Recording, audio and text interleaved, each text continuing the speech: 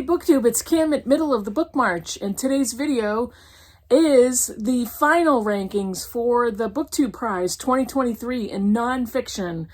This is the last time I will take part in the Booktube Prize.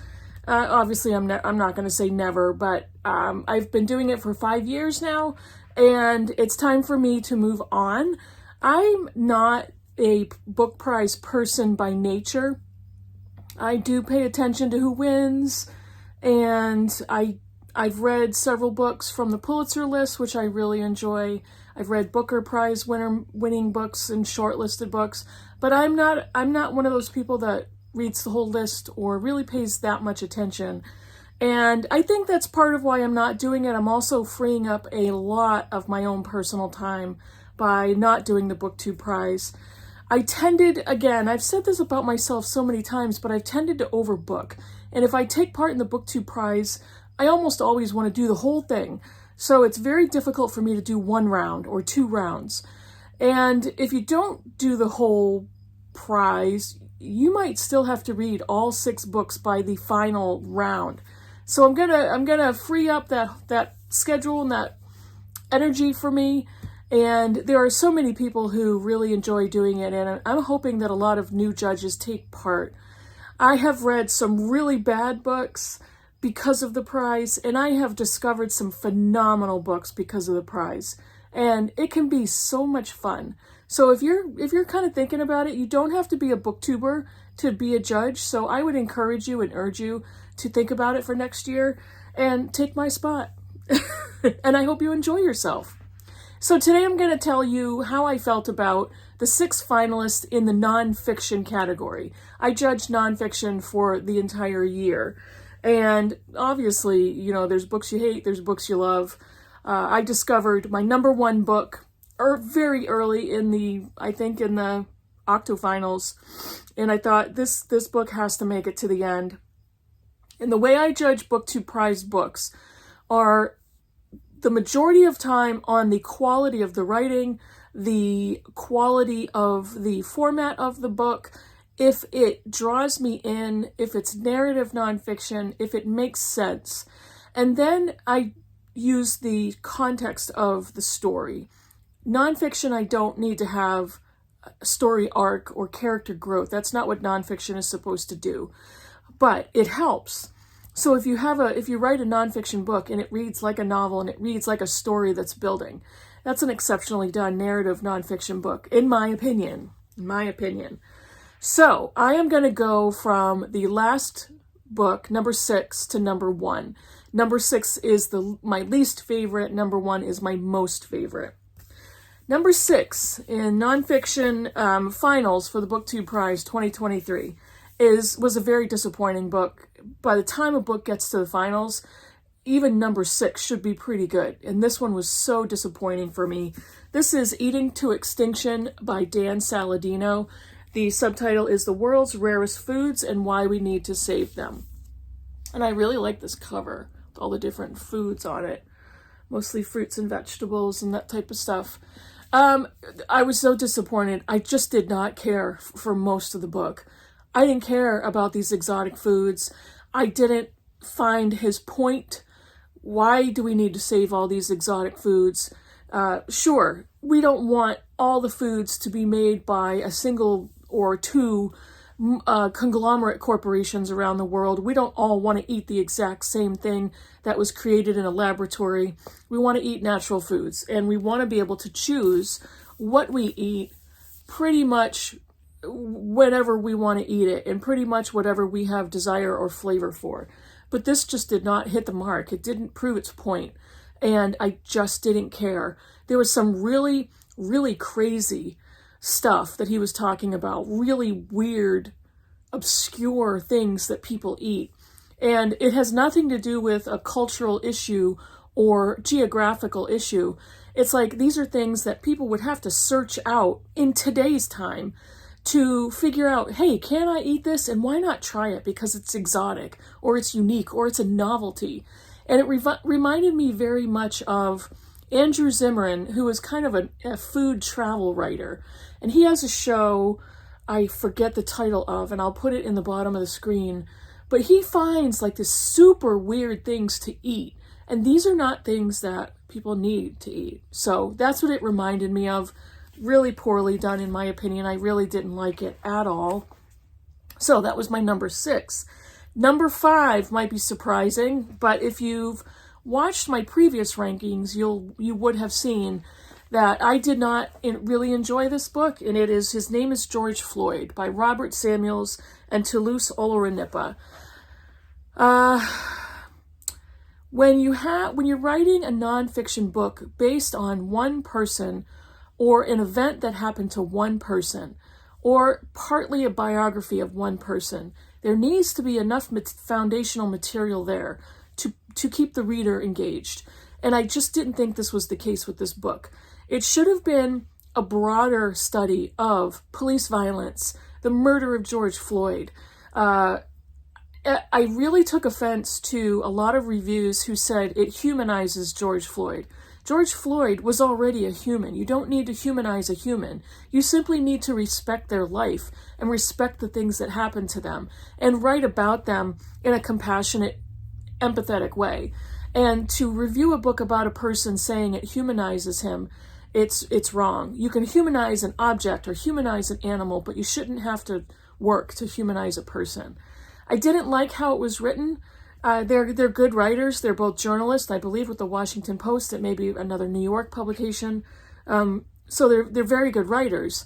The book didn't work for me. There was a lot of background on George Floyd as a person, a lot of biographical background, which was wonderful to read about him as a person, but it wasn't a full enough picture that could carry a book. And so pieces of the book were about his life, the people that knew him, his friends and family. Much of the other part of the book was looking into police brutality and police violence against Black people, Black men in particular. And it's a good foundation for a book, and it should be studied, and it should be continued to be written about. This one just didn't work for me.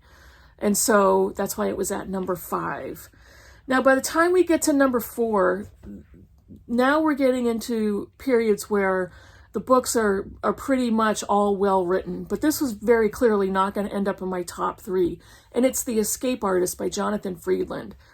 This is the story of a young man in his teens who escaped Auschwitz with a partner of his, a friend of his.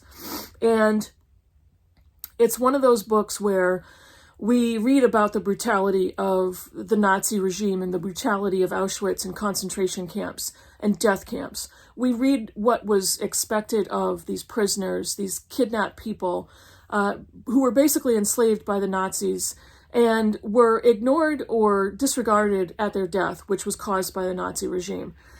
So this was a very intriguing story. But the author is not really a historian, he's a thriller writer. And the book did read like kind of a novel, kind of a thriller narrative nonfiction. So the writing was good, but his facts were inaccurate. And it was very stretched and drawn out for me, but it's a fascinating story. So I wasn't into his type of writing. I wasn't into the thriller aspect of it. I think it's such an interesting place to write about Auschwitz and to write about the Nazi death camps and what happened to people. So, number 4. Number 3, here we are at the top 3. And I have a feeling that this book is going to be in the top 3 of the prize. So, this will be no surprise. This is An Immense World by Ed Yong. This is all about animals. This is all about the senses of animals. It's science writing. And the subtitle is How Animal Senses Reveal the Hidden Realms Around Us. This is so interesting because he's talking about so many different kinds of animals and how their senses differ from humans. I learned so much about so many different types of animals. I learned how many eyes a scallop has. And in my world, scallops are delicious. And it makes me think twice about eating animals and where they came from and what they did while they were alive and how they sensed their own world. The thing that put it at number 3 for me is it had so much information. It is highly scientific, so many animals for every chapter, and the chapters are talking about sight, hearing, taste, smell, radar location, and how animals can see where they're going and sense where they are. There's so much here. A lot of it, I went way over my head. The animal portions were just fascinating and illuminating, and I love animals. I love reading about animals. This was too much. A lot too much. It was a lot. It was a lot.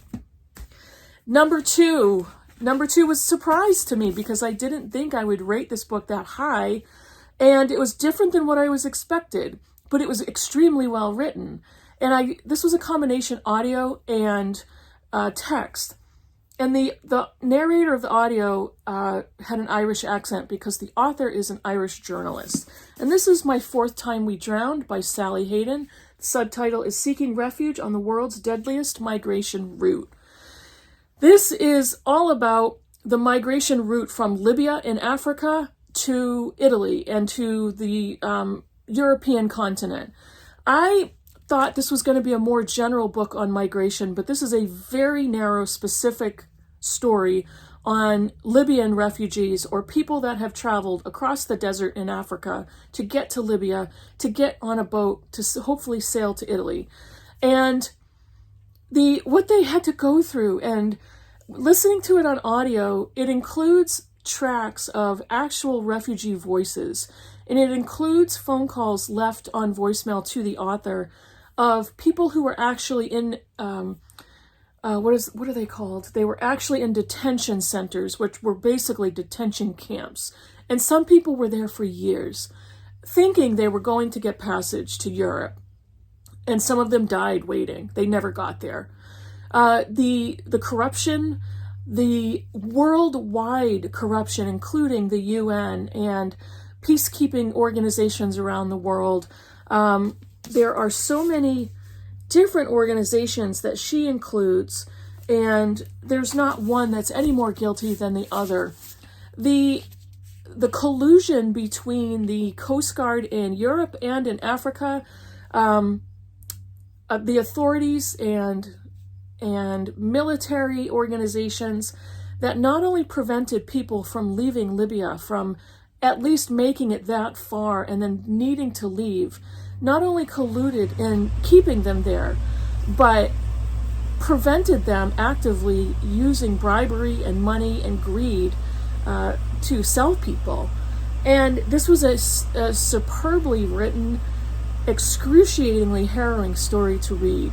But it was very well done. And Sally Hayden is a very young woman, a very young journalist, and feels very passionately about this cause. So it was a very well-written book. Really enjoyed that. I enjoyed reading it. The reading experience was a positive one, as horrifying as the story is. Not my number one. This was my number one book throughout the round, and whenever I had it made it the whole way. So in every round, it was my number one. But this is Paradise Falls by Keith O'Brien, the true story of an environmental catastrophe. This is a story about Love Canal in New York and Niagara Falls, Canada. I never would have picked up this book on my own. I never would have cared to read a story about Love Canal. I kind of knew what it was, wasn't sure. It was, before, it was when it happened when I was a child. So I had always heard Love Canal, didn't really get the details of it. This book is so good. I can recommend this to any reader. Even, there's some scientific stuff in here, but this is written from a journalist, and he has gone to find the actual story of the Love Canal housewives and women who started this movement to get justice for their families and their neighborhoods that were affected by environmental poisons. This takes place in the 70s, so there's a lot of government interaction. There's a lot of meeting Jimmy Carter when he was president, of getting to the stage of Bill Clinton. This is so well done and so well written. There are pictures so you can see some of the scenery. The advent of why it's called Love Canal, it was supposed to be a paradise. It was built by a guy named Love early in the century who made it out to be he was building a paradise on Earth. But what he basically did was created a canal that factories and environmental polluters dumped toxic chemicals into, which caused death and destruction and property values to go to zero. It was just harrowing and illuminating and so satisfying at the end, and reading the history of Love Canal, why people thought it was going to be a paradise, how these housewives banded together to get justice, their activism. They became political activists because of what was happening in their backyards and their basements and what was happening to their children. It's fascinating, and it was so masterfully written. I recommend this highly to anybody who is interested in nonfiction, especially if you are passionate about climate issues and environmental catastrophes. Read this book. It is excellent. Excellent book. So here's where I stop for now, because I am filming this before the winner has been announced, and Editing Kim will come back at the end after I sign off on this portion, and I will let you know which book won the nonfiction finals for the Booktube Prize 2023, and I will give you some of my thoughts about that. Stay tuned. Hey everybody, it's Editing Kim here from the future with haircut, and I'm just here to let you know what the results are of the Booktube Prize in nonfiction for 2023. Two of the books that were in my top 3 moved on. The third book that won the bronze medal is The Escape Artist by Jonathan Friedland. The second book, number 2, that won the silver medal is Paradise Falls by Keith O'Brien. This was my favorite throughout the entire prize. Every round that I read, this was my number 1. So I'm slightly disappointed that it made number 2, but still, it's number 2, and the silver medal is nothing to scoff at. And the winner of the Booktube Prize in Nonfiction for 2023 is An Immense World by Ed Yong. This was my number... What number was this? This was my number 3. It's a very good book. It was not my cup of tea for the best book I read, but it's an excellent book. And this is a book that will be applicable for years to come. It's timeless. The information can be studied and can be taught. This would be a great book to use in classrooms, but it's a wonderful book. I do recommend this if you're an animal lover, if you're a science nature lover. So try this one, pick it up. And that is it for the Booktube Prize in 2023. I am going to put the link for the website and for the announcement video in my description box below, and I will see you in the next video. Bye, everybody.